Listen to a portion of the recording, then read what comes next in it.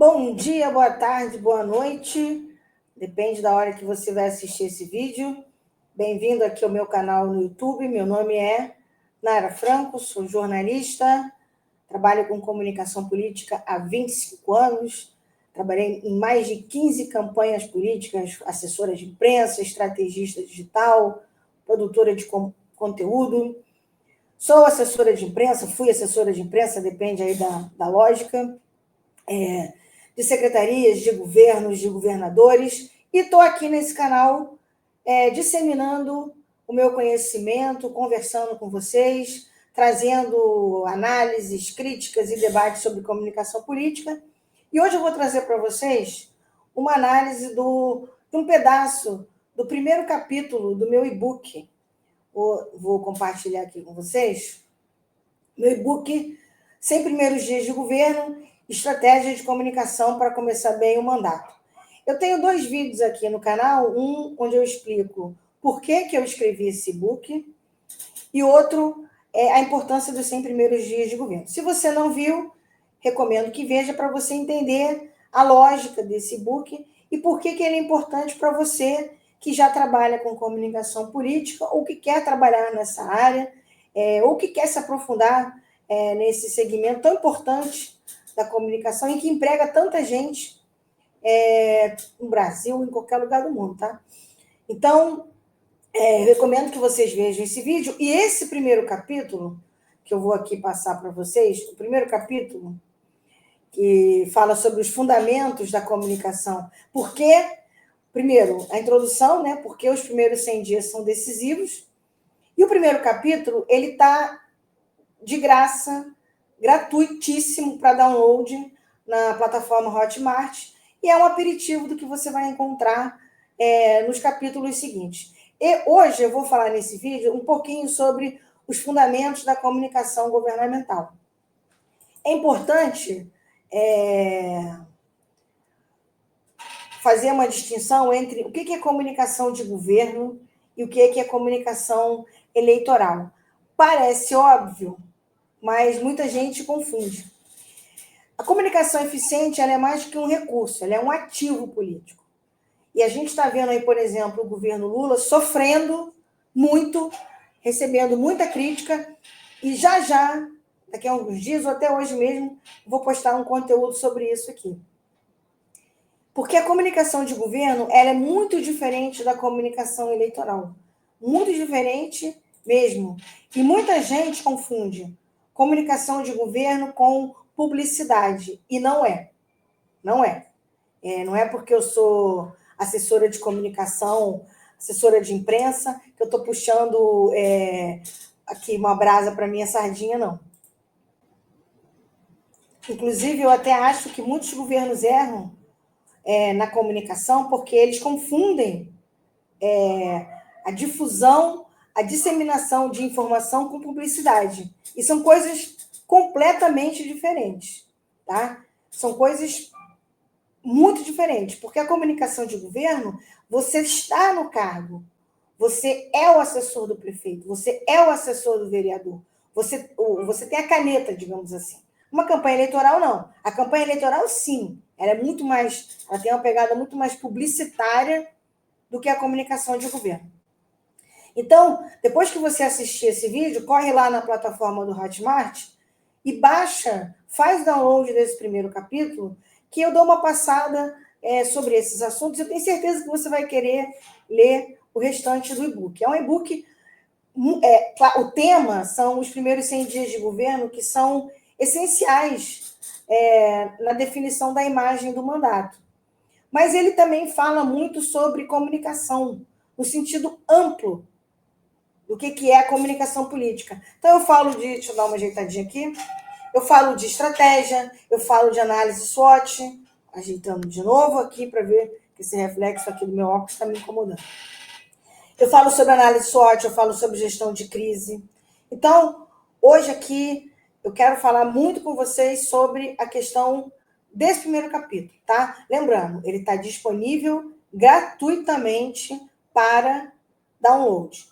E aqui, ó, tá aqui o endereço do meu Instagram, onde eu também coloco o link lá, onde eu também falo sobre o e-book, eu falo sobre muitos outros assuntos relacionados à comunicação política. E se você quer me contratar, quer trabalhar comigo, quer a minha consultoria, quer uma mentoria, quer uma aula, aí você me manda uma mensagem no particular, manda um e-mail, ou entra aqui no Instagram e me manda uma mensagem.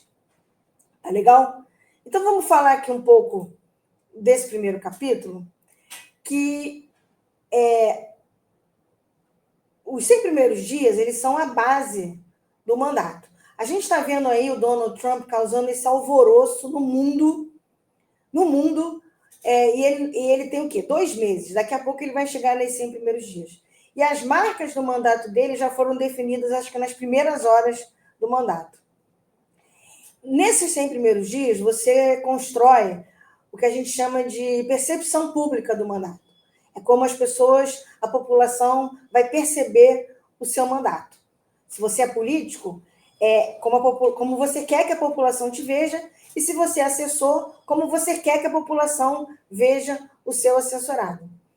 Quando eu falo de 100 dias, você pode estar pensando assim, nossa, mas 100 dias é muito pouco para eu estabelecer a imagem do meu mandato. O meu mandato vai durar 4 anos. Não é pouco. Quer dizer, é pouco. Mas é esse período que vai definir como é que as pessoas vão te perceber. Ah, ele é um cara que vai bater na segurança. Poxa, essa vereadora vai ser a vereadora que vai tratar da pauta da saúde. Pois é nesse período que você define. E é muito importante que você trabalhe dentro do conceito de narrativa. Hoje, quando a gente fala de comunicação política, na verdade, qualquer segmento da comunicação, a gente fala muito sobre narrativa. É importante você construir uma narrativa para transmitir a sua mensagem. A narrativa nada mais é do que uma forma de você tornar concreta na cabeça das pessoas a mensagem que você quer transmitir. Porque na política, muitas vezes, a gente trabalha com mensagens que são pouco tangíveis para a população. Vamos pegar, por exemplo, agora o governo Lula. Está encrencado aí na comunicação, mas tem bons índices da economia. Só que como é que a gente torna índices da economia em algo concreto para a população? Se a população vai no supermercado, a carne está cara, o ovo está caro. Como é que você transforma o IPCA, o juro, em algo que a população entenda que é prejudicial a ela ou que é benéfica a ela? Por meio de uma narrativa. A narrativa nada mais é do que uma história que você vai contar. Então você tem que ter bons personagens, uma conexão emocional. Não adianta ficar ali no número. E muito governo peca nisso. Ah, mas o número tá bom, o número tá maravilhoso. Mas a percepção do número é difícil. A não ser que você tenha um aumento real no poder de compra, ou que você tenha uma melhora significativa de vida, a pessoa não percebe. Mas se, por exemplo, a inflação está baixa, mas ela continua morando numa cidade insegura, com medo de assalto, ela não percebe a inflação como uma melhoria de vida, porque ela continua com medo, insegura. Então, quando a gente fala de narrativa, é você contar uma história onde você consiga transformar a sua mensagem em algo concreto. Nesse primeiro capítulo, eu falo muito sobre a questão da narrativa e principalmente do papel da comunicação nesse período. Ah, mas é diferente do que eu vou fazer lá na frente? Não, não é diferente. Mas ele tem que ser mais estratégico, mais específico e mais especial. Porque é nesse período que você constrói o conceito de confiança na cabeça do eleitor. Quando esse colchão de confiança ele fica bem armado, o seu assessorado ele pode até falhar lá na frente. O político pode até fazer uma besteira lá na frente, mas ele tem esse colchão de confiança. No recente caso do presidente Javier Milei, ele, não sei se vocês acompanharam, ele tuitou sobre uma criptomoeda. E essa criptomoeda derreteu horas depois. Houve um abalo forte na imagem dele, mas eu acho que muito mais externa do que interna. Porque a base do eleitorado dele, ele ainda tem esse colchão de confiança, esse benefício da dúvida ainda muito forte. Então, ele está conseguindo ali manejar. Ele viajou, ele se reuniu com Elon Musk, então ele meio que dissipou essa agenda. Claro que vai ficar um arranhão, mas o que eu quero dizer é que nesse período, nesses 100 primeiros dias, você tem que construir um plano de comunicação onde você escolha ações estratégicas que vão dar para a população essa percepção de que algo novo está acontecendo, de que esse vereador, esse deputado, esse senador, esse governador merece a minha confiança. E é muito importante lembrar que a imagem de um governo, a imagem de um político é o maior ativo que ele tem. Ele não é uma empresa com ações na bolsa, com entrada de capital, é uma pessoa, é uma gestão. Então, a imagem é tudo que ele tem. A credibilidade é tudo que ele tem. Ah, mas tem as obras? Sim. As obras vão ficar ali para sempre. Mas, se as obras não servirem para construir credibilidade, não adianta. Não adianta no sentido para o político. Claro que uma ponte, um hospital, ele adianta para a população.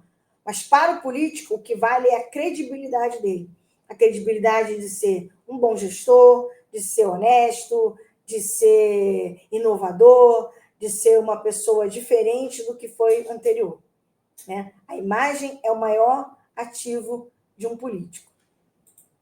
E nesse primeiro capítulo, eu destaco aqui os fundamentos da comunicação governamental.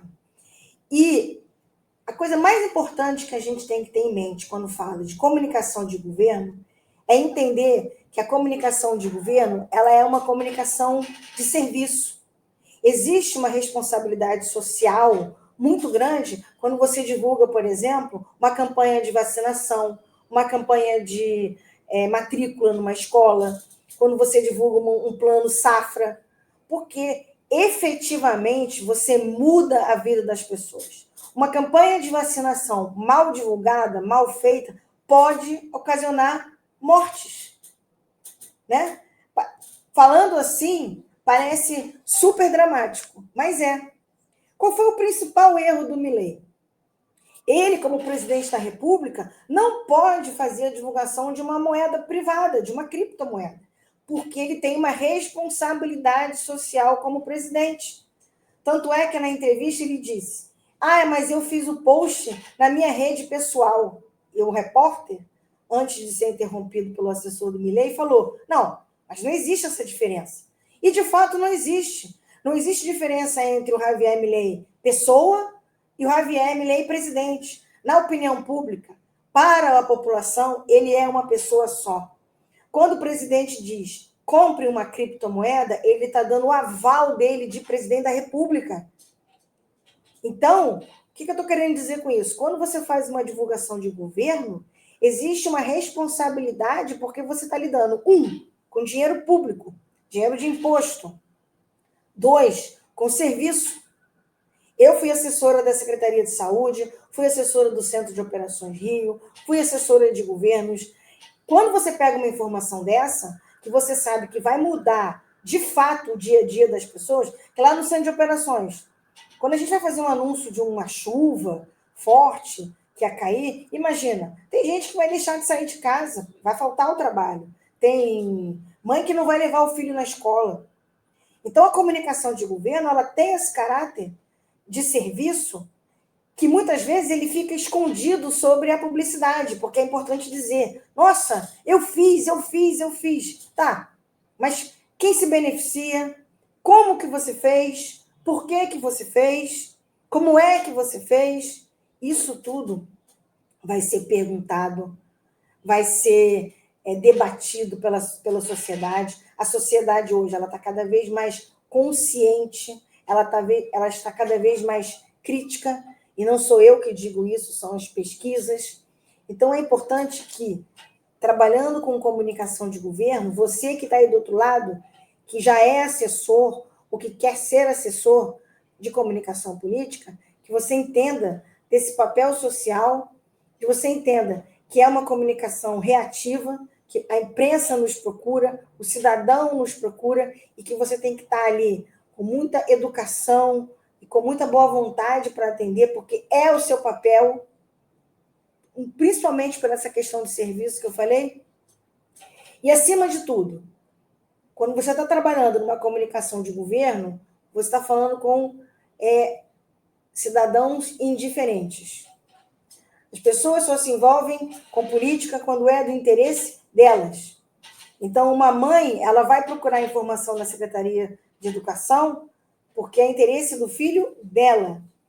As pessoas vão procurar informação numa Secretaria de Saúde porque é interesse da saúde delas. Elas não acompanham aquilo por prazer. Por isso que tem que haver um equilíbrio entre informação e entretenimento. Não pode ser só entretenimento. O que eu vejo hoje é que muitos prefeitos e muitos órgãos públicos, para atrair engajamento, porque realmente gera engajamento, investem muito no entretenimento e esquecem o serviço. Eu acho que tem que ter o equilíbrio. Eu sou uma defensora do equilíbrio. Você tem que equilibrar bem o entretenimento, mas você tem que ter a informação. Então, você vai empacotar essa informação de um jeito legal, de um jeito divertido, mas a informação tem que estar ali. Não pode estar só o entretenimento. Eu sou muito crítica a alguns prefeitos que fazem vídeos na internet. Claro que eles estão divulgando ali, mas eu quero ver mais.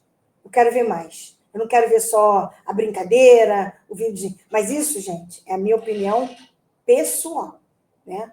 Minha opinião pessoal, não é a minha opinião como assessora. Porque se o meu assessorado, por exemplo, pede para fazer um vídeo assim, eu vou ponderar com ele. Vou dizer, olha, eu acho que você pode fazer de outro jeito, mas se for o estilo dele, se ele quer fazer assim, né? É importante que a gente saiba os nossos limites como assessores, sempre colocando na racionalidade, né? Colocando que, olha, isso aqui pode ser ruim, isso aqui pode ser bom, mas sem perder de vista que lá na frente, quando der errado, você vai ser cobrado. Isso já aconteceu comigo N vezes. E eu avisar que vai dar errado, a pessoa não ouvir, fazer, e lá na frente dá errado e ela vem cobrar de mim, tá? Então, eu quero que vocês tenham em mente essas três características da comunicação governamental. Uma, que é um serviço. Dois, que é uma comunicação mais reativa, e você, muitas vezes, dentro de uma grande secretaria, por exemplo, ou de um governo, um ministério, você acaba não conseguindo pautar, mas sim ser pautado pela quantidade de informação que você tem que divulgar, e você está falando com cidadãos indiferentes, que muitas vezes só se liga em política ali na hora de votar, porque para a gente que está dentro da política, a gente acha que está todo mundo nessa mesma vibração, e não está. Esse é uma parte do primeiro capítulo do meu e-book. Eu estou jogando esse vídeo aqui para debate de vocês. Esse primeiro capítulo, ele tem mais conteúdo, ó, tem mais coisa, fala mais sobre narrativa, mas hoje, nesse vídeo aqui, eu quero falar muito sobre esses fundamentos da comunicação governamental. Para você saber mais, fica a dica aí. Esse primeiro capítulo está disponível para download na Hotmart. Você pode baixar, ler, pode mandar para um amigo. Você só não pode vender, por questões de direitos autorais, tá?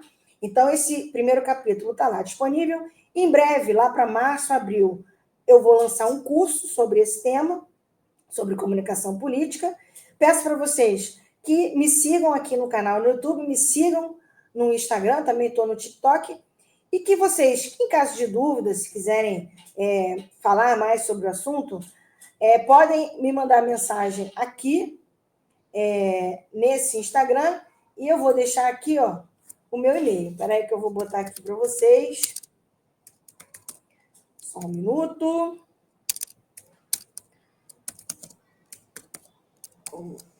Peraí. Então, aqui, ó, Vocês também podem me mandar um e-mail, narafrancoconsultoria@gmail.com. E se vocês quiserem, como eu falei, mentoria, aulas, palestras, consultorias, assessoria, manda e-mail, manda uma DM pelo Instagram, me segue aqui nos canais que o próximo vídeo eu vou falar um pouco mais sobre narrativa. Dentro da comunicação governamental, como é que a gente constrói narrativas. Obrigada por vocês assistirem, curtam, compartilhem e até o próximo vídeo.